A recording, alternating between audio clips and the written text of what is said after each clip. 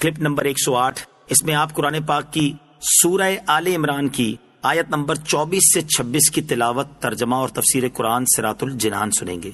بسم اللہ الرحمن الرحیم۔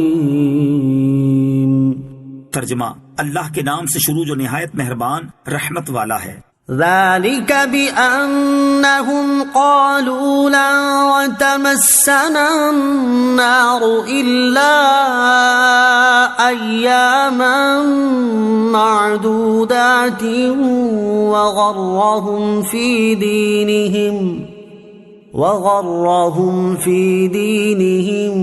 ما كانوا يفترون۔ ترجمہ، یہ جرت انہیں اس لیے ہوئی کہ وہ کہتے ہیں ہرگز ہمیں آگ نہ چھوئے گی مگر گنتی کے چند دن، اور انہیں ان کی ایسی ہی من گھڑت باتوں نے ان کے دین کے بارے میں دھوکے میں ڈالا ہوا ہے۔ ذالک بأنہم قالوا، یہ جرت انہیں اس لیے ہوئی کہ وہ کہتے ہیں۔ آیت میں فرمایا گیا کہ یہودیوں کو اللہ عز و جل کی کتاب اور اس کے احکام سے منہ پھیرنے کی یہ جرت اس لیے ہوئی کہ انہوں نے اپنی نجات و بخشش کے من گھڑت خیالات پال رکھے ہیں، جن میں سے ایک یہ ہے کہ یہ کہتے ہیں ہمیں جہنم کی آگ ہرگز نہ چھوئے گی مگر گنتی کے چند دن، یعنی 40 دن یا ایک ہفتہ، پھر کچھ غم نہیں۔ یا یہودی کہتے ہیں کہ ہم اللہ عز و جل کے پیارے ہیں۔ اللہ تعالیٰ نے اس طرز عمل پر فرمایا کہ ان کی ایسی ہی من گھڑت باتوں نے ان کے دین کے بارے میں انہیں دھوکے میں ڈالا ہوا ہے۔ عمل سے منہ پھیر کر امید کی دنیا میں گھومنے کا انجام ہمارے لیے اس میں درس عبرت ہے۔ حقیقت یہ ہے کہ کسی بھی قوم کی تباہی اسی صورت میں ہوتی ہے جب وہ عمل سے منہ پھیر کر صرف آرزو اور امید کی دنیا میں گھومتی رہتی ہے۔ جو شخص لاکھوں روپے کمانے کی تمنا رکھتا ہے لیکن اس کے لیے محنت کرنے کو تیار نہیں، وہ کبھی 1 روپیہ بھی نہیں کما سکتا۔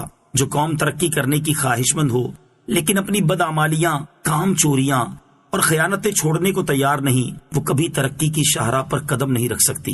یوں ہی جو لوگ اطاعت الہی اور اتباع رسول صلی اللہ تعالی علیہ وسلم کے قریب بھی نہ آئیں اور اپنی نسبتوں پر پھولتے پھریں، وہ بھی احمقوں کی دنیا کے باسی ہیں۔ اور افسوس یہ ہے کہ ہمارے ہاں ایسوں کی کثرت ہے۔ ہمارے واعظین، خطباء اور پیر صاحبان جو کچھ بیان فرماتے ہیں سب کے سامنے ہے۔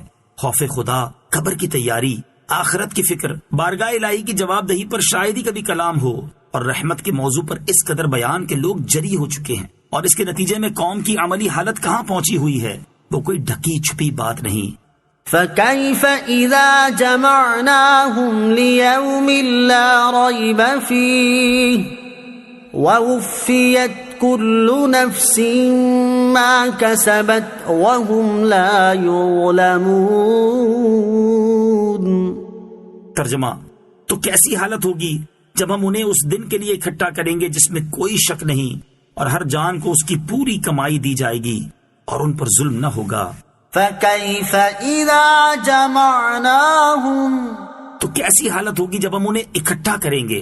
یہاں من گھڑت امیدوں کی سواری پر بیٹھ کر خیالات کی دنیا میں سیاحت کرنے والوں کی بات ہو رہی ہے، جو عقیدہ صحیحہ سے لا تعلق اور اعمال صالحہ سے دور ہونے کے باوجود خواب و خیال میں اپنے آپ کو جنت کے بلند و بالا محلات میں قیام پذیر سمجھتے ہیں۔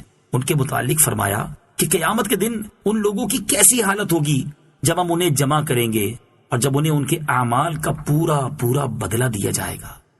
قُلِ اللَّهُمَّ مَالِكَ الْمُلْكِ تُؤْتِي الْمُلْكَ مَن تَشَاءُ وَتَنزِعُ الْمُلْكَ مِمَّن تَشَاءُ وَتُعِزُّ مَن تَشَاءُ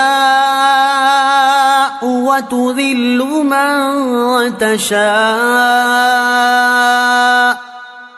بِيَدِكَ الْخَيْرُ إِنَّكَ عَلَى كُلِّ شَيْءٍ قَدِيرٌ۔ ترجمہ، یوں عرض کرو اے اللہ ملک کے مالک، تو جسے چاہتا ہے سلطنت عطا فرماتا ہے اور جس سے چاہتا ہے چھین لیتا ہے، اور تو جسے چاہتا ہے عزت دیتا ہے اور جسے چاہتا ہے ذلت دیتا ہے۔ تمام بھلائی تیرے ہی ہاتھ میں ہے، بے شک تو ہر شے پر قدرت رکھنے والا ہے۔ قل اللہم مالک الملک، یوں عرض کرو اے اللہ ملک کے مالک۔ فتح مکہ کے وقت سید الانبیاء صلی اللہ تعالی علیہ وسلم نے اپنی امت کو ایران اور روم کی سلطنت کی بشارت دی کہ یہ مسلمانوں کے ہاتھ آئے گی، اس پر یہود و منافقین کو بڑا تعجب ہوا اور کہنے لگے کہاں محمد مصطفیٰ صلی اللہ تعالی علیہ وسلم اور کہاں فارس و روم کے ملک، یہ تو بڑے زبردست اور نہایت محفوظ ملک ہیں۔ اس پر یہ آیت کریمہ نازل ہوئی اور آخر کار حضور اکرم علیہ الصلوۃ والسلام کا وہ وعدہ پورا ہو کر رہا۔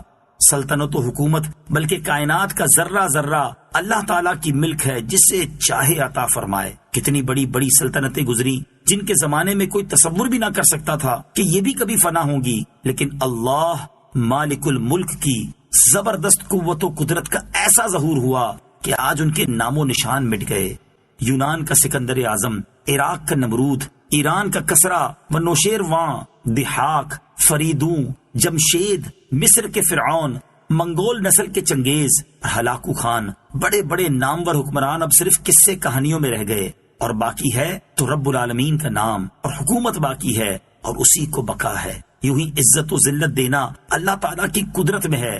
دور دراز کے گاؤں بستیوں سے، چھوٹے اور غریب خاندانوں سے اٹھا کر تخت حکومت پر بٹھا دینا، غلاموں کو بادشاہت عطا کر دینا اللہ تعالیٰ کی قدرت ہے، اور معاشرے کے معزز ترین بلکہ دوسروں کو عزتیں اور خلعتیں بخشنے والوں کو ذلت و گمنامی کے عمیق گھڑوں میں پھینک دینا اسی احکم الحاکمین مولا تعالیٰ کی قدرت ہے۔